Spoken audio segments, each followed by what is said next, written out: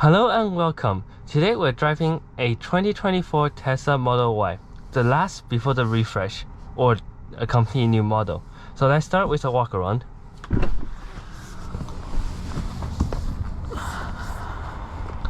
I bought this particular vehicle from my friend Sean, who's now waving at you guys on the camera. It's painted in gray. I have no idea what Tesla colors are called. Well, I've always thought the Model Y looks like a duck, to be honest, especially if we walk to the front over here. This little bit that comes up like this makes it really much look like a duck. Of course, regular look of a CUV.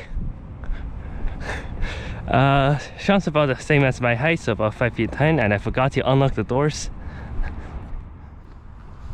Now with the doors unlocked, we check out. I was just watching the car, so there's a bit stuff there. Trunk space is ample. Load floor is pretty high because of batteries, but you do have this pretty deep compartment over here on the side. No lock from the trunk, but of course you don't really need to. Backseat room. I fit. There's a McDonald's back here. I'm pretty comfortable back here. I'm 5'10". My head is hitting the ceiling a little bit here, right here. But other than that, if I slouch down a little bit, pretty comfortable. Seats are pretty soft in the back as well. Of course, manage some pantograph stuff, usual Tesla build quality stuff. Everything's pretty normal. In the front, you got some space. We just washed the car, so that explains all the water here. Not as much as I remembered though. Definitely not as big as a Model S. With that said, let's check out the interior. Inside the car, you have space for 2 phones over there, center console over here, the storage compartment over there, glove box which can only be accessed through the infotainment screen, your window controls over here. By the way, the window control switches actually feels pretty nice. Some nice Alcantara over here, but flimsy piece.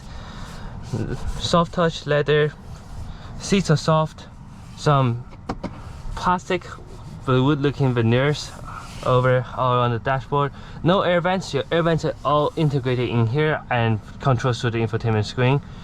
And other than that, Sean has particularly installed this sound cover over here to block the top panoramic window.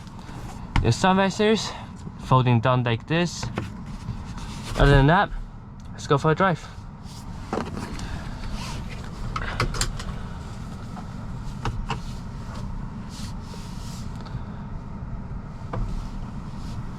Of course, infinite memory seating pretty much. You just need to download information into the car. Shifting on the column. Let's start with a turning radius test.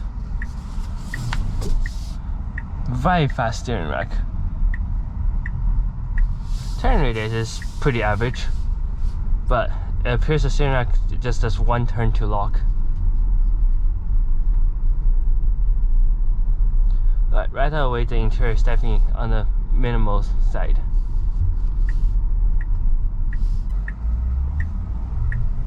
Alright, let's test out the acceleration. Yeah. The electric car instant torque push is crazy. And let's go the other way, since we just washed the car and there's a lot of dust over there, and I don't want to drive through the dust with a just clean car. Now, immediate impressions with this car is surprisingly sporty. In fact, more sporty than it needs to be, I'll argue. Road insulation is not that bad. Perfectly average, to be honest. Steering wheel feels, it's really triangular the way it feels. I feel like it's a bit too thick for my preference, and the edge is a bit too sharp, not as round as I would like.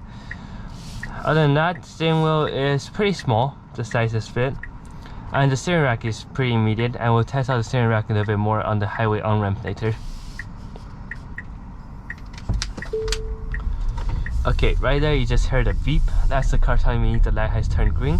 I think that's a great feature, especially considering modern days so many people like to go on their phone at stoplight. Visibility is pretty good. The A pillar over there is pretty big, but hasn't been an issue yet.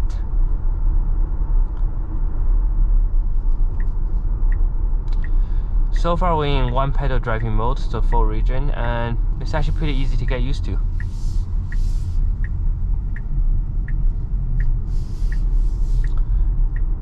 Yeah, the steering is really direct, much more direct than I was expecting. Now, suspension comfort, it's audible. I could hear the suspension movement right now, but I don't really feel much from my butt. The seat does a good job of insulating you from the road surface. The suspension is definitely on the firmer side. Now, I have driven a Model Y before, an older one, and I don't remember it being this firm.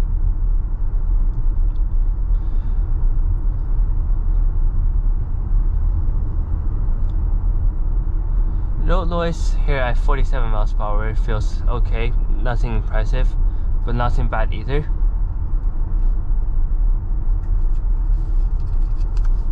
These turn signal stocks and shifting stocks feel a little bit cheap, but then again, this is not a super expensive vehicle. Yeah, the ride is definitely firmer than I remembered. It's obviously nowhere as firm as, say, a Type R is, but it also doesn't handle as good as a Type R. Now this car is on a set of Continental all-season tires, and road noise from the tires, I'm not hearing that much, but we'll discuss that more when we get on the freeway later.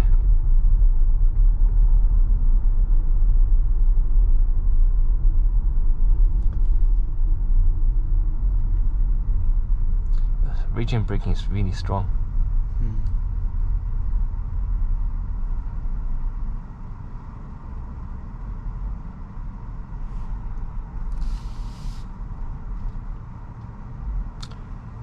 Talk about some general stuff. Everything of this car is controlled through the center screen, and I don't actually find the no dashboard situation to be a major issue. Gonna drive over some train tracks right now. Not bad. It's more audible than what you feel. Like, I can hear the road impacts more than I could feel the road impacts from the car. Steering actually has surprisingly good feedback right now.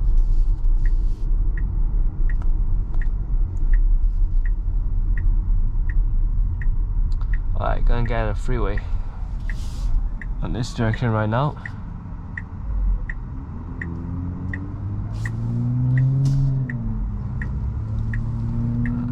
He's not going.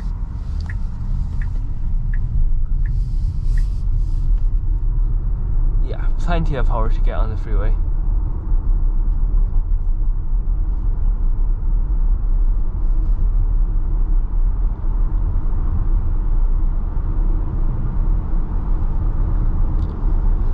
On the freeway, immediately noticeable is the road noise. Actually, I could hear a good amount of noise from other people, other cars.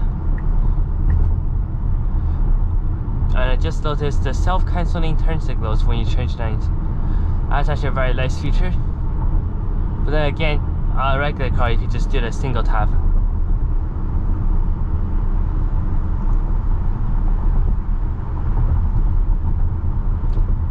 Right, it's definitely on the harsher side. And it's louder than I remembered from the last time I drove a Model Y.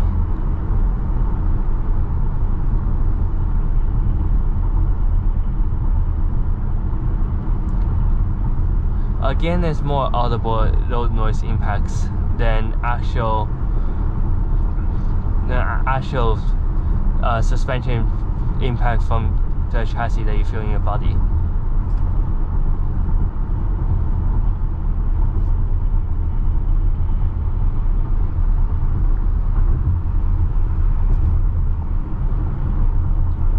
Now this vehicle is equipped with full self-driving, and we will test out that later when we get on the freeway again, going the opposite direction.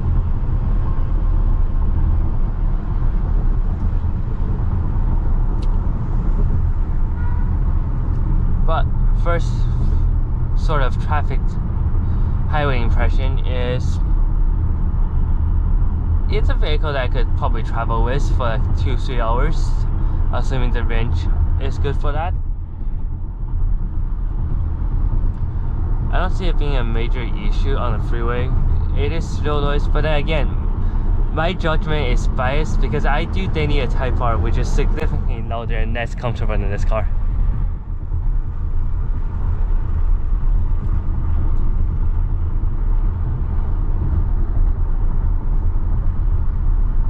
Alright, now let's exit the freeway here at Arundel Avenue. Doing a bit more city driving impressions.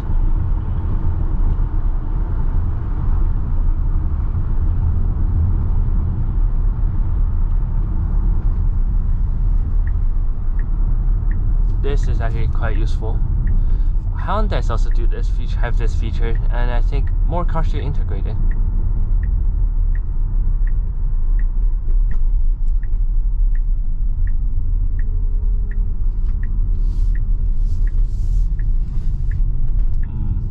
Quick handling impression. Car feels really direct. No center feed damage we're going to test about.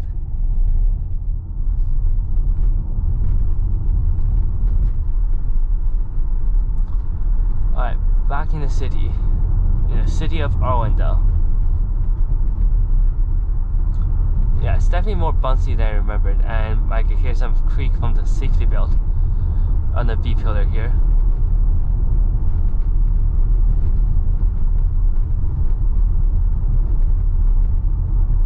I wonder if it's like a tire setup or whatever compared to the last Model Y I drove, but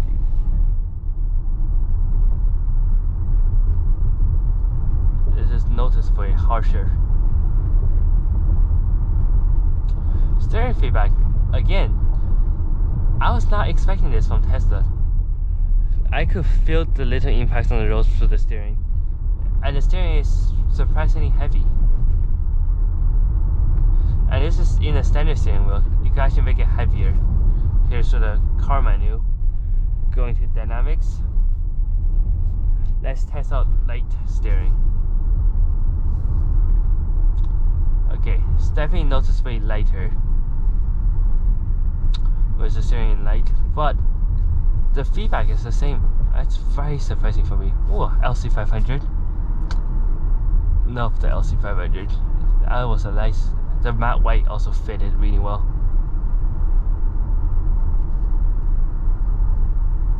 I could definitely see how why someone would buy a Model Y.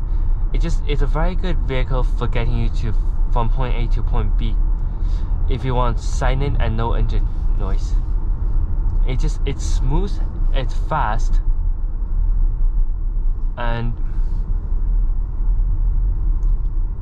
here coming up to a stoplight, it has a lot of convenient technology. Obviously, you could save on gas.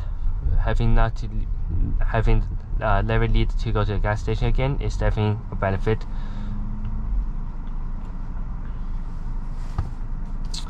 Automatic hold function.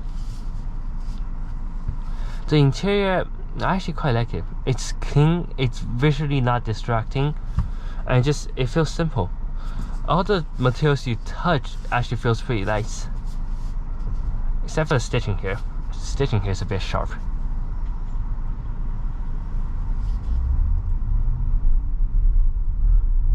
If you don't floor the acceleration, it's chill, feels relaxed. Could actually put it into chill acceleration mode. Oh, yeah, immediately I could notice the pedal being a little bit more dull.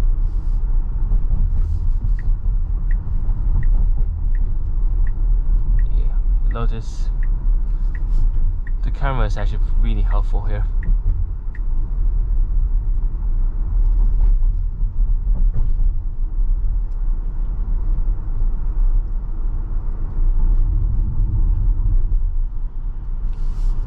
Over some of these brakes, yeah, you can hear the tires.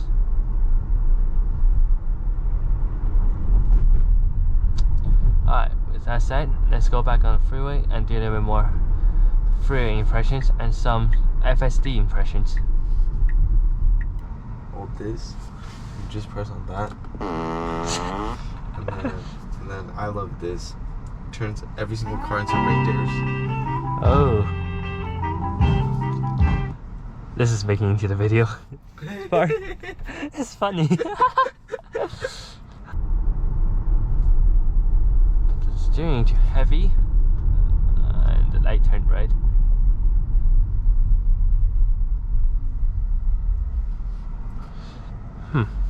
I don't see anywhere to turn off regen. Yeah, should be under dynamics. Oh, I remembered. You have to have the vehicle in park to turn off regen, which is pretty stupid design from Tesla.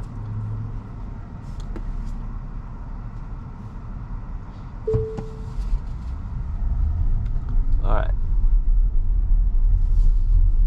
let's turn off regen here for a moment, see how it feels. It says no stopping at any time. But let's just hazard lights. Up here. Not very noticeable. Put the car in park, if I remember correctly. No! Interesting.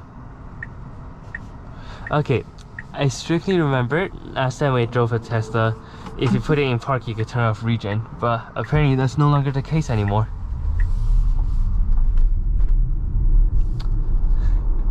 The instant torque of the electric car. Alright, now that we have the acceleration back to standard and the steering heavy. Heavy is not that much heavier than standard. As of right now, and yeah, the steering rack is really immediate in this car.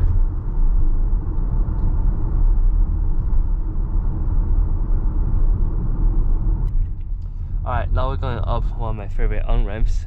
It's the exception that we've been blocked by quite a lot of cars. Okay. Here we go, test out the car's handling capabilities. Immediately the turning is really direct. I could feel a good sense of, yeah, the no center of gravity definitely helps with this car.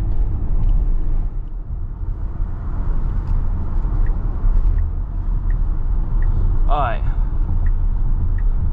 Now let's test out the FSD function.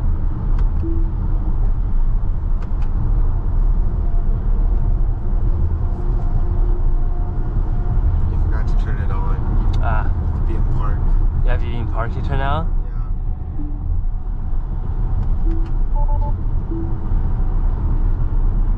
Kinda dumb. That's been annoying. Alright, let's exit the Lexus freeway exit and turn it on.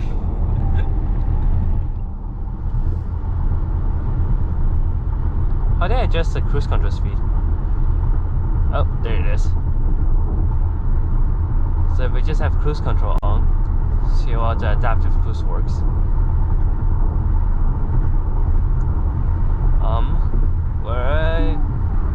It doesn't seem to be adaptive cruise at all.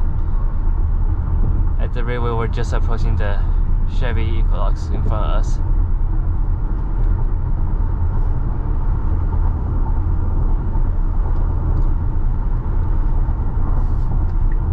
Alright, let's go through it, get autopilot on, and try this again. It's on now, right? Yeah.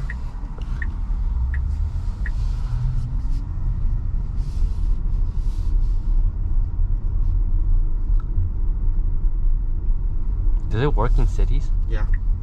Does it register the stop signs? Yes. You could do it. Whoa. Oh, no trust. No trust. Yeah, that bit's not making it into the video.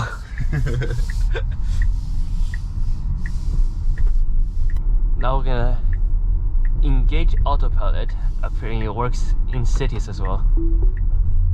So autopilot is on.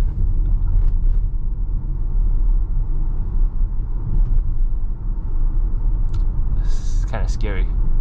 Of course, we all know there's another new Model Y over there. We all know Tesla's FSD, unlike Cadillac's Super Cruise, or once I was in China, I was trying out the NIO EP5 Super self-driving system. These are camera-based systems, unlike these are camera-based systems. So unlike the Neos or Cadillacs, they're not using LiDAR, which is why I think part of the reason makes it a bit more scarier. Now here's something interesting. It's taking the HOV9, which is fine now because there's 2 people in the car, but what if there's only one? Would it detect to not take the HOV9?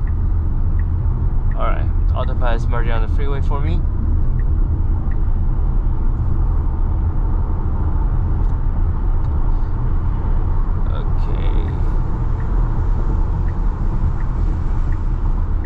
Immediately it let the Tahoe cut.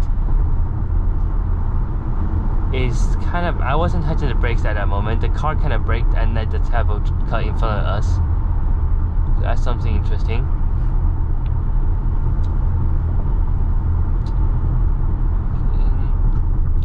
Wow, the following distance of FSD is pretty close.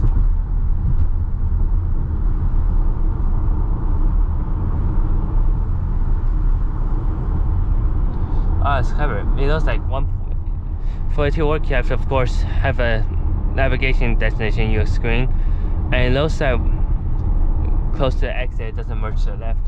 Earlier when I was driving around, I had FSD on for fun to just test how it works, and it was merging us to the left when the car in front is going slower than my set speed.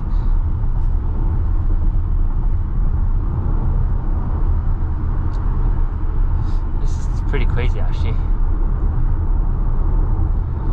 Well, FSD is driving the car. I could give a review of highway sitting impressions, I guess. It's pretty quiet. The interior is obviously not as good as a luxury car, and again, it's not really a luxury car, so I wasn't expecting that good of an exterior anyways. You do have that giant sound bar in front, and the sound system is pretty good in this car. FSD is merging us out of the freeway. Programming thing. I'm feeling air blown right into my face from the air vents right in front of the steering wheel, and I'm not a big fan of that. I don't really like air blown directly in front of my face. Of course you can adjust it, but generally I feel like Tesla is definitely moving in a direction where like a lot of it is it's like Elon trying to get rid of some traditional stuff. It's especially with the Cybertruck with the steer-by-wire yoke and stuff. Overall, I could see why someone would want to buy one of these as just a commuter vehicle, especially like with all the technology. It's very convenient. So when I say does the Model Y D7 be the best-selling electric car in the entirety of the United States, my honest review is yes. Tesla should honestly improve their build quality. Like panel alignment, panel gap here is all pretty big. I can stick my fingers through it. But just as a commuter vehicle, it's got a tech, it's got a good speaker system. It's not that uncomfortable. Yeah, there's some low noise and stuff, but again, it's convenient. It's just a very convenient car from point A to point B. And that's exactly how we conclude this car. Thank you for watching.